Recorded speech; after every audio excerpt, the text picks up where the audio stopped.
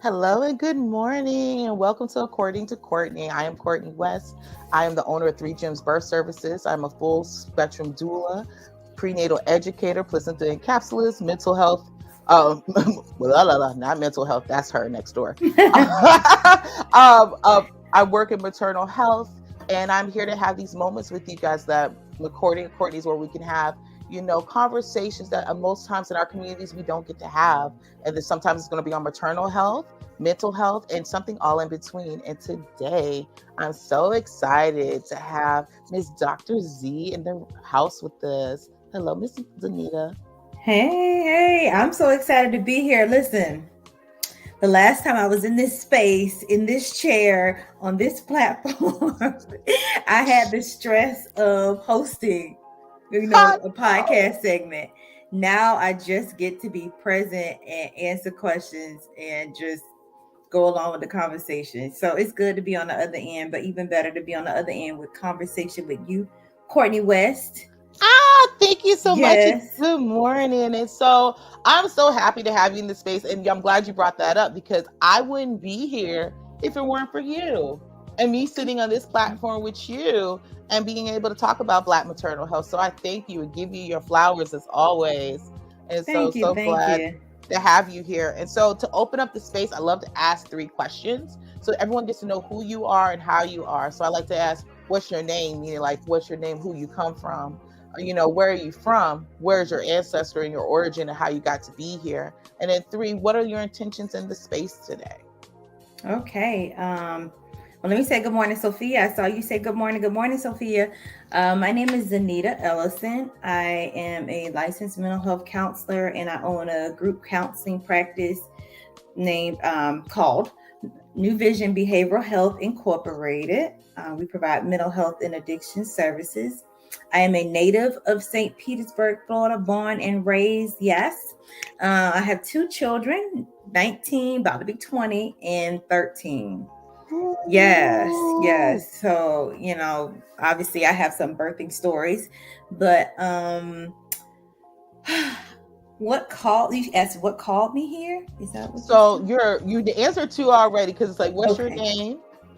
Okay. Where are you from? And what again brings you into the space? An opportunity to just unpack a topic that doesn't get discussed or supported as it should, in general, but specifically amongst our people, with us, with African American people, and it impacts us every day, every minute. But it's not something that we bring light to and we get to have a conversation about. And so, just opportunity to share and to inform and to learn. I love it. I'm so glad you're here. So today's topic is going to be maternal morbidity. I want to start out before we get started that this is going to be a very touchy subject. This subject is something that's going to really move you in your spaces, and it's going to be a difficult topic. Being in according Courtney is to be in a safe spaces to have these topics. So I want you to be okay with that. Embrace yourself for those types of conversations. Okay. And then when we're doing this conversation, we're moving this conversation out of love and out of education. Okay. And that's really important that people understand that that's what this conversation is layered in. Because when Yeah. you leave here today, you're going to have some questions. You're going to be looking at yourself a little different and your family a little Mm-hmm. different. And I want you to just be, okay with that and know it's okay to not feel okay about that. Yeah. Yeah, that's good. You said it because I remember having this conversation or something closely related on a different platform where I was expected to be a panel expert in my field. Mhm. And I remember just finally acknowledging my own birthing story. I connected with my mom's because it created, the origin of Zanita, but I never really connected with my own traumatic birthing story of um, my first child. So, yeah, that's good advice. And I'm glad, and I know, whatever is comfortable with, I would love to talk into this. So I want to open up what the difference is between maternal mortality versus maternal morbidity. So maternal mortality is the fact that we have women that are Black Americans that are dying 4 to 5 times their white counterparts. And that is dying during childbirth or right after in postpartum time periods. These women are not or deceased from things that are 99% of times preventable. Now, this is different from maternal morbidity. Maternal morbidity refers to unexpected outcomes of pregnancy, labor, or delivery that has short-term or long-term consequences on a mother's health. For every woman who dies from pregnancy, it is estimated 20 to 30 more experience acute or chronic morbidity. The resulting consequences can affect the person's physical, mental, sexual health, and their social economic status in the United States.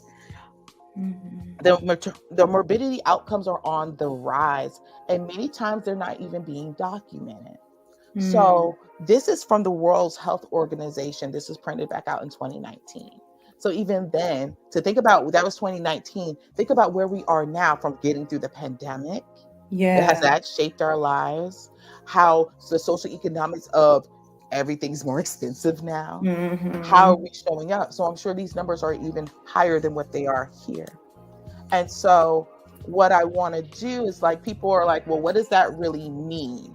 That's a snapshot, but what is that really saying? So I want to break it down to a way that I feel like, Zania, your story, when I met you on a panel, you explained your birth story of yourself and your daughter, and this really clicked for me what maternal morbidity is. So when we have a child and we give birth, and in the birthing experience, the whole experience was nothing but stressful. I noticed I ended up with high blood pressure, and I ended up with anxiety and depression, that every time I was around the birthing experience or being in the hospital, and I have horrible anxiety now. My birth experience, no one heard me, and I almost died. And then I gave birth to my child. And now, because of it, I have high blood pressure, I have severe anxiety, I have postpartum depression. And now I've implanted that onto my child. And how I shape my child and how I love my child. And this goes back actually to enslavement and the antebellum period, where the history of gynecology was birthed, that enslaved women were forced to birth strapped down to tables, being harmed without medication, and that you had this trauma that was based into them. This is how they gave birth. And even the way they practiced gynecology back then, right? They truly practiced medicine on us, right? And it's still those same things that were set in place back then are what are used today. If you look in medical journals about how to deal with Black birthing people, is that we're allowed and we can take extreme amounts of pain, and it's okay not to listen to us. So this is the birth of gynecology was done off the trauma of our bodies. And so maternal morbidity has been passed down generation to generation. It's very hard not to meet a Black woman in America when you say, how do you feel about going to the hospital, that you automatically are fearful. That's the first knee-jerk reaction, is I'm scared. Why is that? The history of.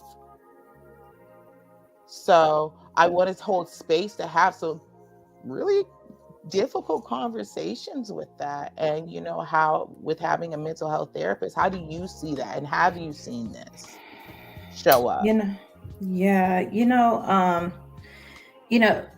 When a woman is pregnant, definitely the circumstances around her pregnancy is a huge impact in that, during that pregnancy period, right? If it was an expected pregnancy, if it was an unexpected pregnancy or undesirable pregnancy, if the circumstance, if we already have so many kids and we're struggling and now have more, so the dynamics of inception and the social, economic, or whatever environmental factors that woman has sets the tone for her maternal health, right? Or her maternal experience. So if I'm already starting my maternal experience dealing with stress because this is not what I wanted, not what I expected, or I can't afford to have this child, or this person I'm pregnant from, I'm not even in relationship. Those dynamics set the tone. I know for me, to be transparent, I didn't expect to get pregnant. This was a new relationship I was in. And when I was told I was pregnant, I was shocked. And I'm a grown woman. I was in college actually. I had my whole life planned. I was moving to Texas. I was getting in grad school. I had everything planned. And then when I was told I was pregnant and I knew who that father was, I was devastated. So now that set the tone to have a devastating experience. And then everything that came thereafter, I was severely depressed when I was pregnant. I moved back home because of the suggestions of my family. Oh, you can't do it on your own. That's too much. You might as well move back home. I did it, and I regretted every day of that decision. And so here I am now pregnant, and my child is in vitro feeling these stress hormones. So I'm not only feeding her the food I eat, but also the stress I experience, the depression, the fear, the anxiety. My child is getting all that unbeknownst to me. Um, I even signed up for a Healthy Start experience. So I was a part of Healthy Start, and they would send a case manager over there, and they had me do an evaluation, and she asked me if I was depressed. And at that time I had just graduated my psychology degree. I'm like, no, I'm not gonna acknowledge that. I'm thinking, hell yeah, I'm depressed. But I was too prideful, because how dare I? And so I denied my depression throughout my entire pregnancy. Um, Let alone to have a traumatic birthing experience in the hospital when it was time for me to deliver. And so, to go back to the original question, a woman's conception story, excuse me, her maternal treatment. So if she is connected or not feeling connected to her obstetrician can impact it. The dynamics in her relationship, her home life, her career, finances. Some women, they hide their entire pregnancy from their employers. Imagine how stressful that is. I can't even show up, and naturally be pregnant on the job because I could risk losing my livelihood or my career. So those factors that I think are unique to every woman's story impacts the emotional, mental, and maternal health. Absolutely. Thank you so much for sharing that. And a lot of times this has shown up so much in our community and we never talk about it. It'll be like, and Right. I see it a lot with my work with moms who have multiple children sometimes, and they're like, how am I going to make it? I'm already Mm-hmm. working 5 or 6 12s to take care of them. The father is Yeah. left. They're not in this space. Right. How is this? And then when I go into the hospital or the doctors, they're not looking at me. They won't even pay me attention. I'm telling them I'm stressed, Mm-hmm. or there's like your blood pressure is high, but I'm like, no one's talking about my blood pressure is high because I'm so stressed. Right. Right. Yeah. Yep. For sure. And Yeah. that, how that's showing up in families. And then also the hard part is like how it shows up in our children, Mm-hmm. because Yeah. now we're showing them, we do a lot of times what we're taught. And so we have to Mm-hmm. look at how our parents are taught. So like the generation before us, they were taught that I love you by nitpicking you and making you perfect because the world has to see you as perfect. You don't have the Mm-hmm. opportunity not to be great because of the trauma that I went through birthing you and having you in this world. This is the only way you're going to be able to make it. So Right. behind closed Exactly. doors, I may harm you by saying hurtful things to make you better versus outwards to other people. I tell everyone how much I love my child and how amazing they are. Yeah. Or to make you stronger. Yes. How many hurtful things, or how much do we have to struggle as children unnecessarily because our parents are wanting to make us stronger? This super independence that we have, well, I don't need anybody, I don't need help. And we come from a generation of community was our thing. But I Mm-hmm. think we also fostered this super independence because we were what they call latchkey kids. We were home by Mm-hmm. ourselves while our parents were working, babysitting our younger siblings, being responsible for things that honestly we shouldn't have been at a young age. I mean, my daughter, she was like clean. Like, my daughter was a very responsible child. God gave me who he knew I needed because Mm-hmm. I was out. in college, I went back to school. I was working a lot. Like I was this growing, emerging professional, and I neglected the needs that my child had at that age because I think I took advantage of her super independence, her responsibility.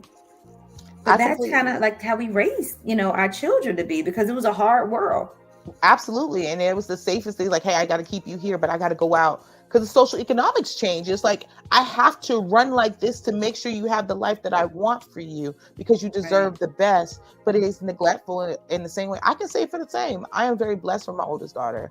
Me, Jalen, and I, that's my whole heart. She's 15, and we've gone through the muck together. I got pregnant with her when I was 19, had her at 20. Her father left at 7 months and said, she your problem. You figure that out. Mm. And I Mm-hmm. was devastated because I never thought I would be in those situations. However, due to me being raised by a single parent, I was like, I got this. It's fine. I don't need nothing. And just shielded that pain and absorbed it and just was like, it's okay. I can do this. I can make it. I can make it. And Jalen grew with me. But that's very hard. Yeah. She went through nursing school with me. She went through everything with me. So, it was a lot. And she's super independent and she's super Mm-hmm. helpful with her sister to the degree that she doesn't need to be. And I've had to Yeah. have those conversations with her. I think about 13, we had to have some conversations. I had to sit her down and say, I'm sorry. I'm Yeah. so sorry. This was not Mm-hmm. okay. I didn't mean to do it. I was trying to make sure your life was great. I was taught that you Yeah. deserve everything and this is the way for me to give it to you. But I am sorry. And I had to Yeah. readjust my life because I Mm-hmm. need her to say, yo, hey, I need here. You need to be here. And I'm Yeah. thankful for that because that was a shift Yeah. that I feel maternal morbidity does to people. You don't realize what's going on most of the time. You're just living it. Mm-hmm. Yeah. But I think, you, Courtney, being vulnerable and transparent enough to admit, where you fell short and say, I'm sorry. I feel like that switched the track. You know what I'm Hmm. saying? Like you changed the trajectory. Because maybe you had a super independent mom who was a hard worker and strong, and that's what she equipped you to be. And you probably was headed down that same road with your daughter, but you being vulnerable enough and say, hey, listen, I didn't do it right or do it like I wanted to, and I'm sorry. I think that probably, like in her mind, like I think that could have created a shift for her, a shift for you all, and a shift for the generations to follow, for sure. Thank you so much, and I appreciate that. I can say you actually that was nail on the head. My mother is a super independent person. I'm very proud of my mother. Like my mom, I get Toby West her flowers all the time because she became a prosecuting attorney as a single parent. She did everything Wow. alone between her and my grandmother. And my mother was the type of person because she was raised by my grandmother, who was a very strong woman who raised 4 children alone. She had an Mm. abusive husband, and so he was gone. He would come into the world, do harm, and leave, and that was how he Mm. did. So she worked 3, 4 nursing jobs and created group homes and parented the whole community, but it affected her children. But Yeah. it taught them to put community first. And Yeah. and that was the deal. Communities first. But those Yep. other things of how you're super independent, I could go save the world and work real hard, you'll be all right. Mm. And Ouch. I'm gonna say ouch. I'm and gonna it's say ouch. Yeah, that's that was tough. that was me at one point. Me being this new emerging therapist, and I got this new emerging black-owned counseling business, and the world is calling on me and recognizing me for do this, help my child here, help my child. And finally, it took my children, me seeing them start to fall apart on their own and unravel on their own. I said, I refuse to show up for everybody else and everybody else's child but my own. I Ab- refuse to help other people's children be healthier than my own. And I had Absolutely. to really I had to, I had to come back and really focus on the family, Mhm. over family over the community, over church. I had a mom who church was priority. We were priority too, but Mhm. y'all going to church, and the church got a lot of her time and attention.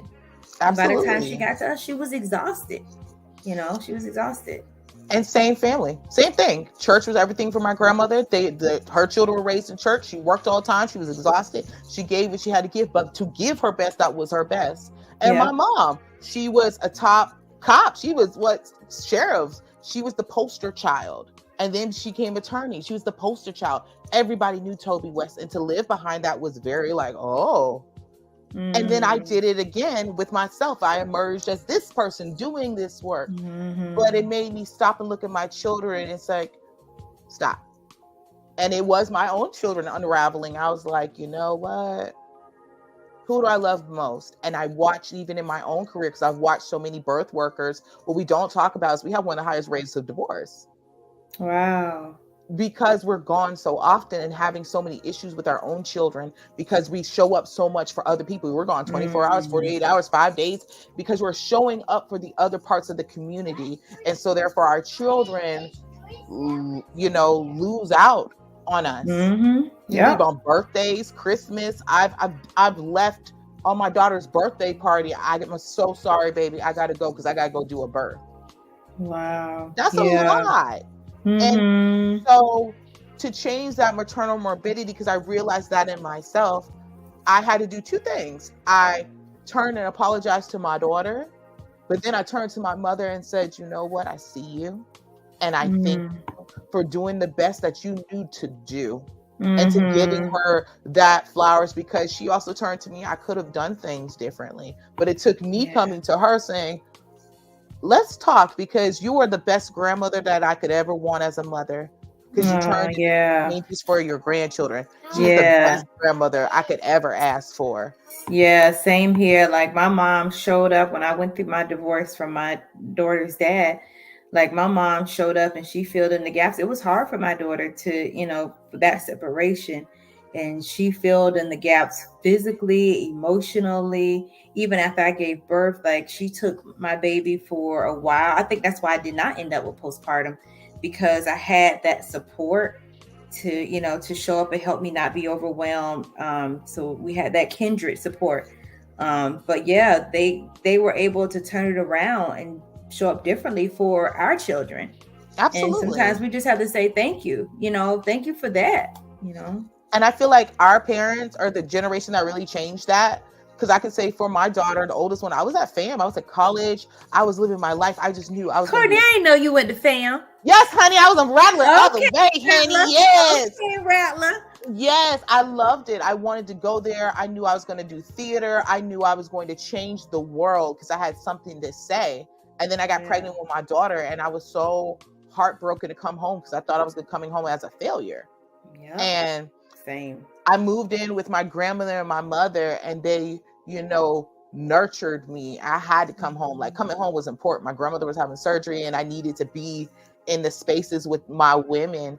And I thought, I'm a disappointment because my mom had me in college, and I was like, I didn't want to be that.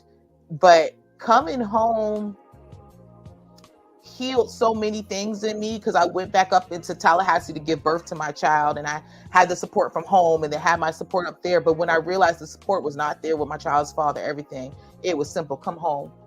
And I came home, and how I watched them show up for my daughter. Oh my gosh.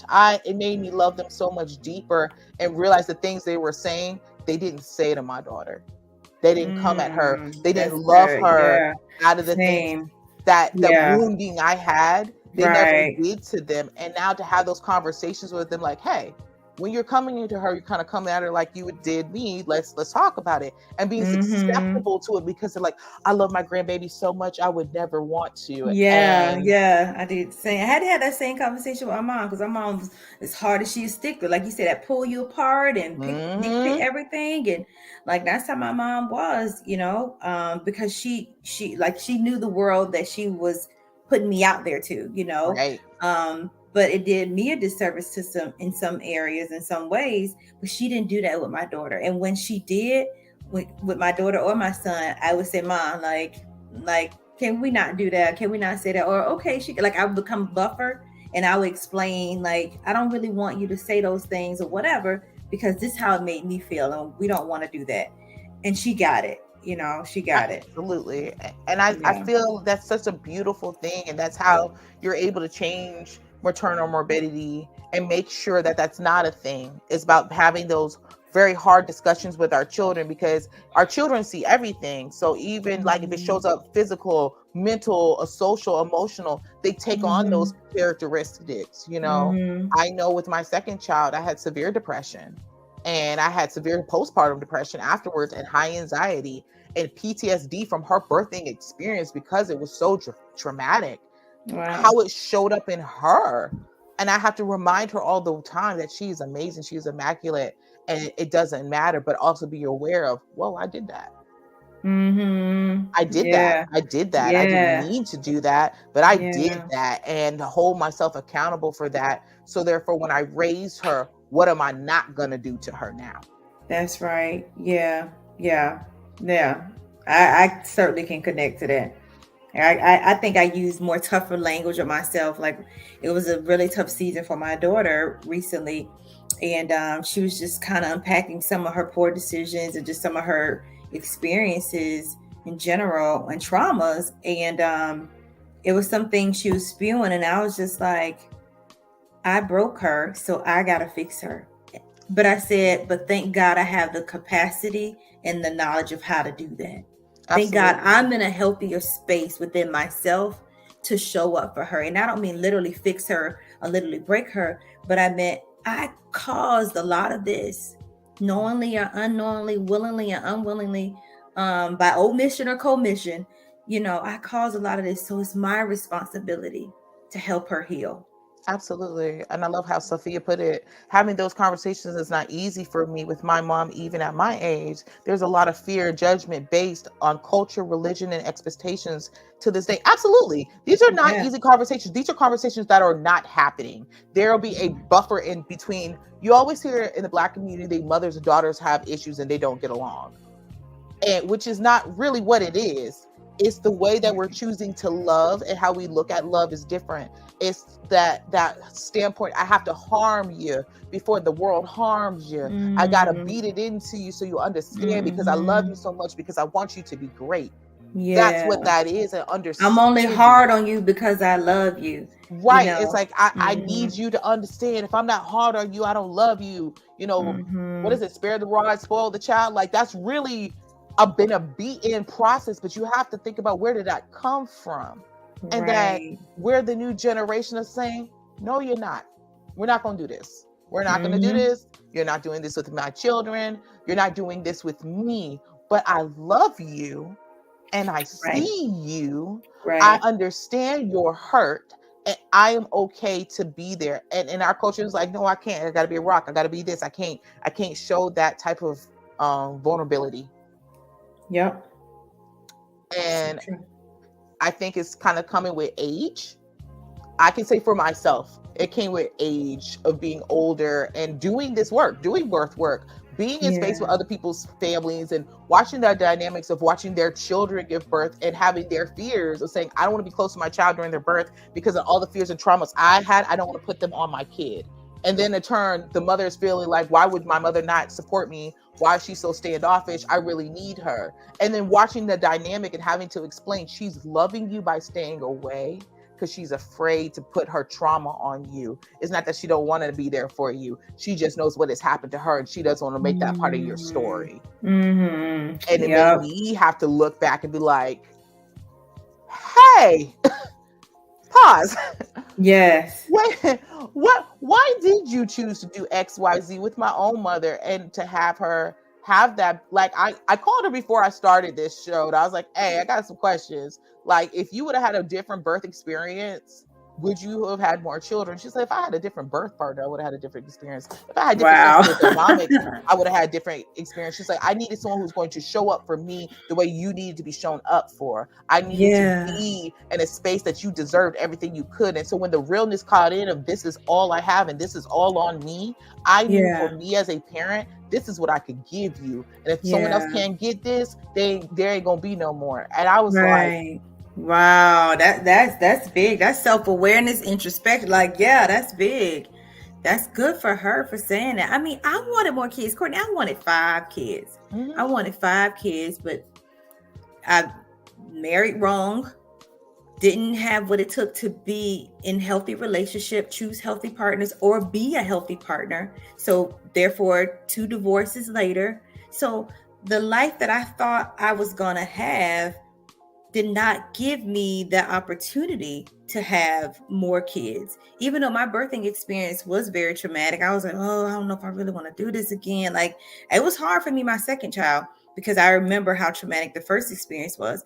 But my heart, I wanted a big family. I didn't come from a big family. It was just my brother and I. I wanted a big family, but the circumstances didn't offer me that opportunity, you know? And if I would have had them back then, I wasn't half as healthy of a person back then that I am now. And so now I'm like, okay, now I got a lot of awareness. I have the tools.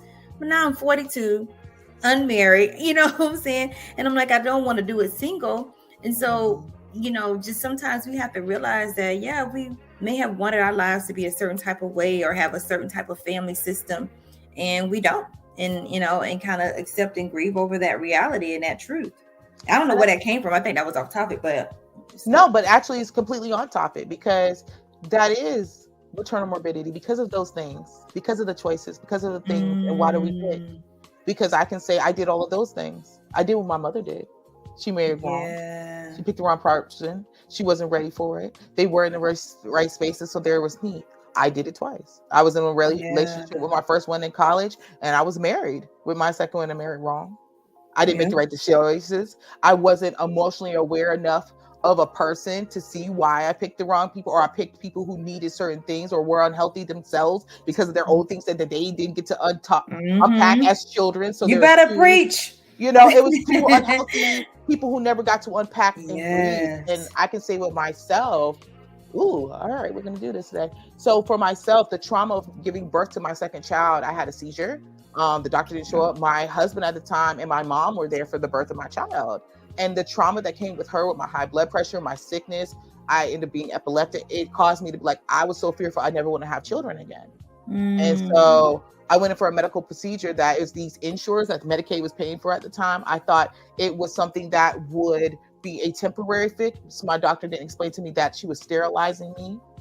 And so I realized, because I was in such deep depression and such deep fear, I was like, I need a 5-year break before this ever happens again, because I don't want to make a mistake of having to bring somebody into where I'm at right now, because I had such severe postpartum. But then when the fog let off, because I didn't know what was wrong with me, my daughter was 6 months when I called my doctor, and I'm like, I've been walking around the park for the last 4 hours. I can't stop screaming and crying. What's going on with me? He's like, you have postpartum. You have severe postpartum. And then when the fog cleared, I was like, hey, what did I do to my body? Why am I so sick? What is happening? And because I come to find out, the East Shore, my body was allergic to it. So I had to have it removed, and I lost both ways. I can't reproduce. So I didn't know I was sterilizing myself. And then through the trauma of that birth and everything else, I had to have, a part of myself removed. So I'm sterile. And so now that I'm in this space in my life, I'm 36, and I could, have the love of my life of who I would want to grow this family right. I picked the right person. I picked the right stuff. Yeah. That's not my reality. Wow. Thank you for sharing that. That's deep. And I'm sorry that happened to you, that when you were in a dark place, you sought medical support, and instead they gave you an experience that changed the trajectory of your life. I feel like that happens. Thank you for that. But it happens a lot in our work, in our community. And this is actually what really drove me into coming into this work, because I didn't want my birth experience and trauma to be anyone else's. Because with my first child, it wasn't like that. But I was in Tallahassee. I was in a loved experience. I really had a lot. But here in St. Pete, I was married. I did it the right way. But there was no support. There was no anything. And so, I didn't know what to do. I didn't know what this was. I didn't know what it was. And I was fearful to talk to my family, because I'm like, well, my grandmother raised 4 children. She did it. She never had these problems. My mom raised me, and she didn't have these problems. Like, there must be something wrong with me. I must not be woman enough to be a parent to these children. And that was morbidity. It took me going through that to my grandmother showing up and saying, that's not true. No, I went through a lot. I suffered a lot. Please don't think that because if we put that on you, we are sorry. My mom did the same thing. She Mm-hmm. said, "Oh no, no, no, no, no, no, no! It was so hard. It was so traumatic. I'm so sorry. You make us think that that's what we put the trajectory on you. Just grin and bear it. That's not true." And they loved me through that, and Yeah, that's good. Wow, that's wow, how I wow. seen it show up. Now, Courtney, this gives me an idea of why your passion looks the way it looks. Like you help me get to know you a little bit more every time we talk because of your experience. And I always say trauma or tragedy can drive you in two directions. It could drive you crazy or it could drive you towards your passion or purpose. And you allowed your trauma to drive you towards your passion and purpose to help other women not be in the same situation. But even more importantly, for me as a professional, I work with pregnant mothers or women who have just recently had kids, and I was looking at the relationship, the professional relationship, and the on the business side. I'm like, how can we touch these women sooner? Because by the time they get to me, they're not interested in services anymore. They were like, "Oh, I asked for that months ago. I'm okay now." But who knows what decision that woman made during that time of her not being okay? Like, to your experience, to where, what did she sign up for? What decision did she make that could possibly have changed her life in not the best or healthiest way? And so getting to these women soon, early, getting the intervention so that way they don't make decisions that they'll regret. So that way they're not put in situations that could cause long-term harm or impact is so important. It's so important. Absolutely. Yeah, your advocacy is remarkable because that maternal morbidity isn't just in the form of high blood pressure or health concerns or health risks. It's mental, social, emotional, mental risks that are also involved post delivery or post, I The can't use the word postpartum period. So postpartum. Yep. it does, and I appreciate that. You know, fun part, like my mom has all the answers. She's like, this is a conversation that should be had in 10th grade. This should be had before we're being sexually active about important how much our wounds are and about what family planning really means. Where do Yeah. you want your trajectory of your life? If you think you want to have kids, what does that look like? How do you want to show up with your social economics? How are you showing up with your mental health? How are you showing up with your physical health? And then we start teaching that then. So that's normal. So if you know how Yeah. to have a job, you know how to make money, you know how to grow up and you go through high school, this should be taught throughout that, hey, if you want to do these things in life, make sure that you're good first. What does that Mhm. good look like? Am I good mentally? So have a mental health therapist. How are you showing up with your physical health? How are you nurturing your body? How are we feeding Mhm. our souls? And how are we taking care of ourselves and teaching that into our daughters at such a young age that when it is time to date, you're in a whole different space to be in there. I can say for my daughter, and it's funny to me, she's like, I don't know if I may not date till college. I said, why? Well, I know where my standards are and I know where I want someone to meet me. Most people aren't developed enough until college or afterwards to be there. So why put myself in a situation where we're both not ready for that and things can happen? When I'm looking at her, I'm like, oh, I know that's right. The what you wisdom. say? Okay. I was just looking, I'm like, okay, say some more. And I'm trying to not freak her out, but I'm like, okay. Thank you. So what She had a trauma I had. Thank you. She'll make better decisions. I she did. Oh, right. And she's so I did open with something it. right. She's Yes. like I talk to my friends, I'm like, please don't be having sex. And if you are, you need to be having conversation because I know what it looks like. I've had a 17-year-old teenager live in our house and my mom taking care of her and we're helping her with her baby. I've seen what this looks like. I know what the services are and they're not there. So I suggest you not do this to yourself. And I'm like, Yes. Oh, good okay, for her. I did this Yes. right. And it You makes you, did that right. Yes. and We it's, and we can. We could start wrong and end right. Like, well, we could yes. go midway. It's never too late to say, "Hey, I messed up," or "Hey, I should do it differently." Sophia said, "There's a lot of points we sharing, and she need a call in line." I think Sophia got some questions she And I want to definitely ask. want to hit on some of her questions. I know we haven't taken like a break period of time because I want to touch on what she's saying. What advice is the best time and place to get started with that conversation?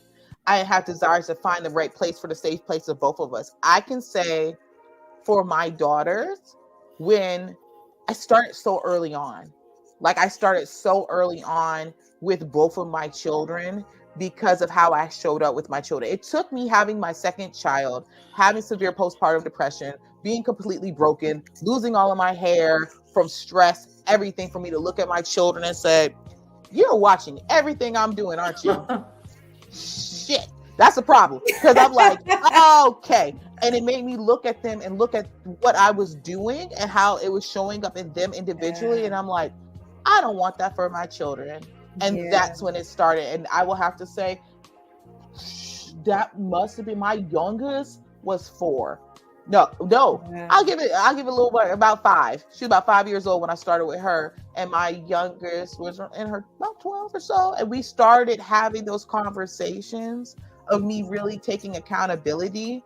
And it really started in the pandemic for us, because we had that time and that space to really sit and really be with each other, so they could really see me and I could really see them. So I would say, when you're in a safe space, and I can say I did a lot of work on myself, and I would say do the work on yourself before you open that can of worms. Because if you're not in a healthy space, don't be coming for nobody unless you're ready to get come for. So you better get all the way right. So I say do the work on yourself and be open and ready to receive whatever it comes. I had to receive some tough stuff from my kids. Yes, that's so true, Courtney. When my daughter and I had that conversation, I had done a lot more work, and so I had, I wasn't as sensitive to my mistakes. I wasn't as sensitive to my poor decisions. I had learned how to take accountability for where I fell short. So I had to get to that phase, so that way when she mirrored everything that I had done, and she brought up what life with me was like at certain points, I had the strength to sit there and listen, because I had already digested that for myself. I wasn't in denial. And with my mom, when I wanted to have that conversation with my mom, as far as, hey, like, this is what it was like at times, I could not make her be ready, and I couldn't wait for her to be ready either. It was something that I needed to do. But at the same time, I recognized it was important for me not to be in a place to where I was still vulnerable to what she could have said that could have been hurtful or not validating. I had to realize that my motives had to be right. I wasn't trying to be harmful or hurtful. I really wanted to come with her with love. And so I had to make sure I was in a place within myself that I wasn't resentful or angry, that I could come to her with love and say, hey, listen, this is what it was like for me. This is how I felt. This is how I feel. So that way she could hopefully be receptive to the information. Yeah, but I couldn't wait for her to be ready. Absolutely. And I can say the same thing for myself. I had to really make sure I was coming out of love, because I know in the past I had come, but I was not ready. I was in a hurt and angry space versus more of a healed space and more of an understanding space. And also being able to really see her as a person. And I feel like a lot of times we don't see our mothers, our grandmothers as people. We said, that's my mama. Okay. But no. She is someone outside of your mother. She is this. She has her backstory. She's had her own trauma. She's had her own things. And to be able to say, you know what? You're talking to me, not really because you're talking to me. You're talking to me out of your own trauma right now. You're talking to me out of your own fears. You're projecting, but you're not meaning to. That's how you're trying to protect. And you're also trying to protect yourself. And that's okay. And so I have to change the way I'm coming at you, because you match. I know, like, listen, I explain to people all the time, I am the wilder version of Toby West. Like, I'm the one who will come with you. I gotta meet Toby West. My mother is fascinating. She's like, when you meet her, she's like, oh. She's like, she gives you her. You've met my mom. She's like, gives you the attorney stare. She's very classy. She's very, you can't play with my mama. That's just the thing. You're not trying to play with her. Me that. Yeah, I can see that. Your life. Okay. And then, but at the same time, being raised with, it was tough, because I was like, ugh. But the difference between me, I was one who showed my emotions and moved in those types of passions and moved in those things. But I give her that space. She gave me that space to be me. And that was something that was very different. She allowed me, she's like, I'm going to take you to the mosque. I'm going to take you to the temple. I'm going to take you here. I want you to see everything.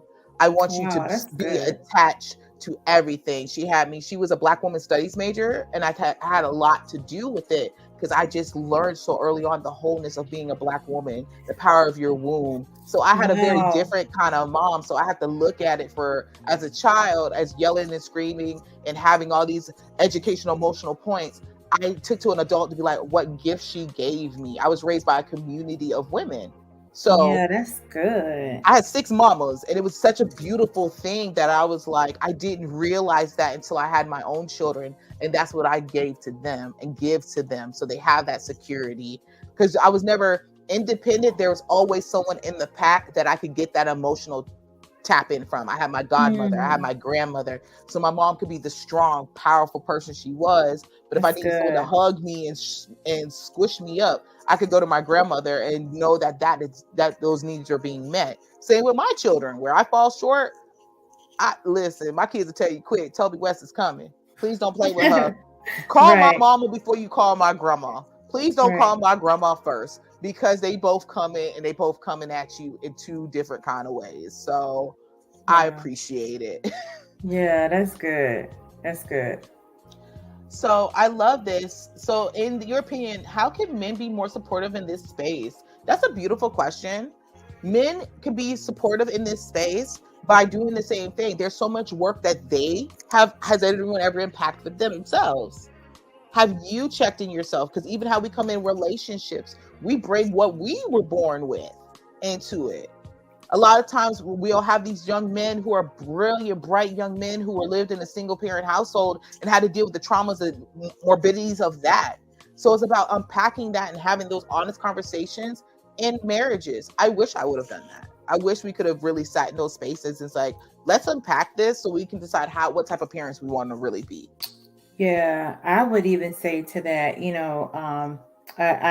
I ditto what you said about, men kind of doing their own work and looking at their relationships, their maternal relationships and what that was like, with the first woman of their life. And even how they show up for women now, or their wife, or their children's mom, or even their daughter, Mm-hmm. because your daughter may one day be a mother, and to have her father come alongside and support her in a masculine way, and with love and attention, I think is really impactful. I think the dynamics, between men and women are strained, and they certainly need healing. I was something on Instagram, and Blueface, the saga Blueface and Christian. Okay. Mm-hmm. So he tweeted like, how do you expect me to be connected to my child when you left me out of the entire experience? You didn't have me in the labor and delivery. You gave him your name. Like, he was just talking about the disconnect, but yet you expect me to show up and now be this connected father. And I don't always be feeling Blueface and Chris Ann or what they got, but that was like facts, like hashtag ouch. Like, that's true. You know what I'm saying? Like, we as women have to be mindful of, either we want them a part of it or we don't, you Right. know, and we can't do this back and forth, or this, using this baiting because of our emotions, or because we're not getting what we want. At the end of the day, it's important for us to be supported by the fathers of the children we're having, whether we're pregnant or we've given birth to them. It's important. And it's important that we have somewhat of a amicable relationship so we can co-parent, or I can at least have a healthy pregnancy. That's not a Absolutely. stressor for me. Our relationship won't have to be a stressor. Facts. And I feel like that's the main thing for men to show up. It doesn't matter if you're together or not. It's just for this pregnancy time, you want to bring her peace, because whatever you put onto her, you're putting onto your child. And so, Absolutely. to deal with your traumas, deal with your stuff, because it shows up so much. I can say for as a young woman who was not raised with her father, and then to be raising 2 children whose fathers are not in the household, and Yeah. having that, how that shows up for them and how Yeah. they perceive men in those spaces. You guys are so important For men, for young boys, you are their first person of their model, who they may want to be. And for young women, you are who they end up marrying. If you're there or not. And if you're not there and they've known only trauma that you have shown their mothers, or you weren't able to be there, period, it affects. Versus the same if you do show up and you are there and you listen and you're loving and you're supportive, who they pick will match what they've seen and what they've been taught. So just as important in this conversation of maternal morbidity, because it affects you just the same. Because how were you shown up? How were you reared? What do you have to unpack? What things did your mother have to go through to put onto you? And how are you going to show it with your kids? And the thing is to talk about it with your partner. You have these conversations before we're even conceiving. You know, like when you're on the date and you're like, yo, what's up? What you like? What's your colors? Everything. Yo, what's your birth trauma? Let's talk about this. What's the taxes? Like, I need to know. I got to add that to the list. I need to add that to the list. What's your birth trauma? Listen. That's a good question. What's your birth trauma? Single world, what's your birth trauma? Well, I'm not single right now, but still, I have to ask my add that to the list, because even if your relationships, usually you don't even have that conversation until pregnancy comes up. So it's like, how are we going to rear these children? Even when you co-parent, you're coming from different spaces of, this is how I'm raising my children through the traumas of what I went through, and maybe what their other parent went through, and then what you're coming with. If you don't talk about these, how are we making these changes? We want to get away from maternal morbidity. Again, we're hitting 20 to 30% of times that are documented, to 4 to 5 times the rates of the white counterparts. Black people are dying. So now we have 20 to 30% parts that are documented, but it's probably even more than that. So how do you change this? Before conception, let's have these conversations. And if the baby is here, let's have these conversations. Let's do this work and think about how we are now. If someone could raise us differently, what would it be? And let's be the change and be the difference. That's good. I think Veep trying to give us a message. You probably is. I think I see the pair of check. Hey, go ahead. We sorry. We gotta apologize. This was actually a very important topic that needed to be discussed. So I didn't want to stop the flow, but I got a business to run still. Absolutely. We got to do the things. So listen, thank you everyone for tuning in. Great topic, ladies. Even me as a male, I'm enjoying this, so I appreciate the information. The artist we have for tonight is one of Blast's favorites. This is Demi Day, and this is called Be Like You.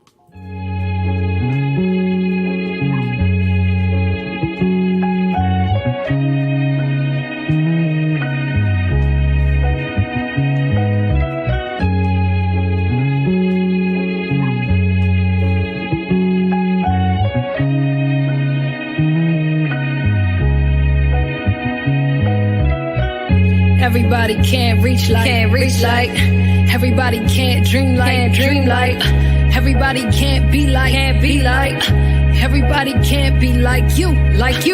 Everybody can't reach like, and everybody can't dream like, everybody can't be like, everybody can't be like you.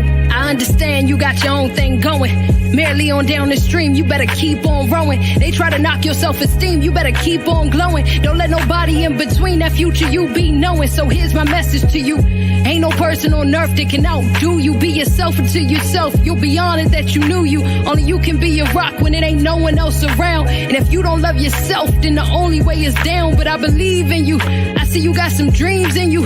Full speed ahead, I see you got some steam in you. Just keep chugging away. Be grateful for every day that you get to bless the world with such a beautiful face. Let your shadow make the chase. Let your heart dictate the pace. Let your mind give you the strength and let your spirit run the race. I bet your ancestors cheering, seeing the path you clearing. Nothing worth fearing, every lesson worth hearing. But every now and again they try to break you. Lean into them wounds even though they might be painful. And when they heal the scars, that's when you gon' see a breakthrough. I'm praying that you make do with every reason resource within your grasp. Multiply it forth and be generous with your math. Kindness in your hand, willing to understand that every single second you get is another dance, and every single moment you breathe is another chance to do something you love, to always rise above.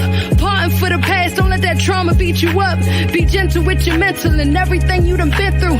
End of the day, you're the reason I grabbed a pencil, so I could draw you up a motivational stencil, tracing the inspiration, make way for the destination. 'Cause trust me, I can see all of the places that you're headed, and I'm here to let you know you ain't gonna never reach a dead end.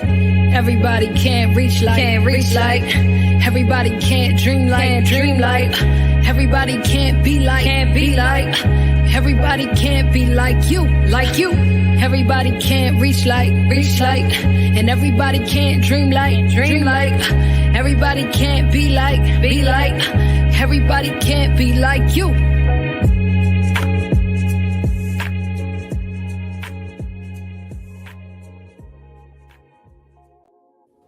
Yes, indeed. And that is Demi Day.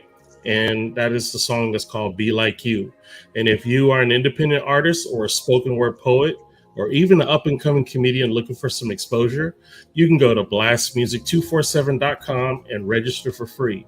But here's the thing, Blast also needs the fans. So if you're a fan of music, definitely go to blastmusic247.com and register as a fan and have access to hundreds and hundreds of independent music at your grasp. So that's Blast, changing the industry one artist at a time. Now, before I head out, I want to let you know that this right here is sponsoring a part of our show as well as with Blast. Broken Treasure is a CD that is coming out called You Hold the Key. There are various artists from George Clinton from Parliament, Big Mountain, The Outsiders, even actress Danielle Busati and Corey Feldman and many others who are creating a CD which is going for the education, for prevention, and the rescuing of kids being trafficked. So there'll be more information on this coming up. As a matter of fact, the founder of this nonprofit organization will be on Implosion this Thursday. Her name is Miss Andy Berger, so definitely check me out and her out. And I'm out. Love y'all. Love you so much. Yeah. I was feeling that song, Be Like You. Yes. I Yeah. love that. And just what that awareness brings, giving space for your mental, letting Yeah, your and show up. and appreciating your authenticity, wounds and all, right? Like wounds and all, I'm still unique. I'm still important. I'm still valuable. Absolutely. Yeah. And I feel like that's such a great way to we're hitting up that 11 card spot. How to end in that is like that authenticity of who I am, all Yeah. flaws and all, that I am good, Mhm. I am great, and that we can show up as great people, as great mothers, as great grandmothers and aunts, and as fathers and as sons. We can show up authentically and be beautiful. We don't have to let the morbidity of others or of ourselves choose how we will show up in this world. That's right. And despite, the way we got it wrong, despite the health implications that that we received as a result of our maternal story, it's still our story, and we still gave birth to life. We still went through the process, and some unfortunately didn't make it out, and some unfortunately didn't give birth to life. It still holds value in our lives, and we want to hold space for those people, who had traumatic birth stories, who've had maternal mortality or morbidity, that you still have value.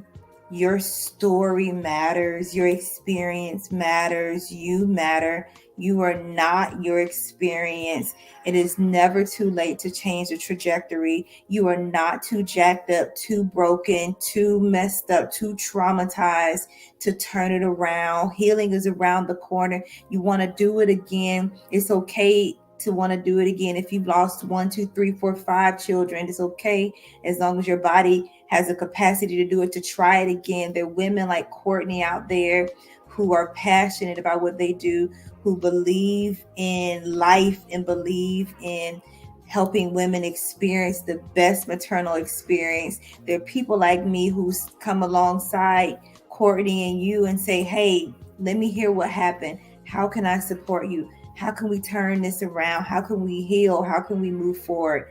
And so I appreciate these conversations because it lets people know they're not alone, and let people know that we see you, and these are things to be mindful of.